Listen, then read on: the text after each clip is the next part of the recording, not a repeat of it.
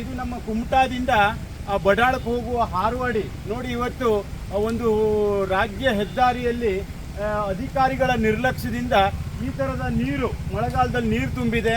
ಈ ಕೂಡಲೇ ನಮ್ಮ ಕುಮಟಾದ AC ಹಾಗೂ ತಹಸೀಲ್ದಾರರು ತತ್ಕ್ಷಣ ಈ ಒಂದು ಸ್ಥಳಕ್ಕೆ ಭೇಟಿ ನೀಡಿ ಸಾರ್ವಜನಿಕರಿಗೆ, ವಾಹನ ಸವಾರಿಗೆ ವಿಶೇಷವಾಗಿ ಬಹಳ ತೊಂದರೆಯನ್ನು ಅನುಭವಿಸ್ತಾ ಇದ್ದಾರೆ. ನೋಡಿ, ಇಲ್ಲೆಲ್ಲ ಕ್ಯೂ ಆಗಿ ದಾಟ್ಲಿಕ್ಕಾಗದೆ ನಿಂತ್ಕೊಂಡಿದ್ದಾರೆ. ಈ ಕೂಡಲೇ AC ಅವರು ತಹಸೀಲ್ದಾರ್ ಈ ಒಂದು ಸ್ಥಳಕ್ಕೆ ಭೇಟಿ ನೀಡಿ ಕ್ರಮ ಕೈಗೊಳ್ಳಬೇಕು. ಇಲ್ಲ ಅಂತಂದ್ರೆ ಮಾನ್ಯ ಸಚಿವರ ಗಮನಕ್ಕೆ ತಂದು ಕ್ರಮ ಕೈಗೊಳ್ಳಬೇಕಾಗ್ತದೆ.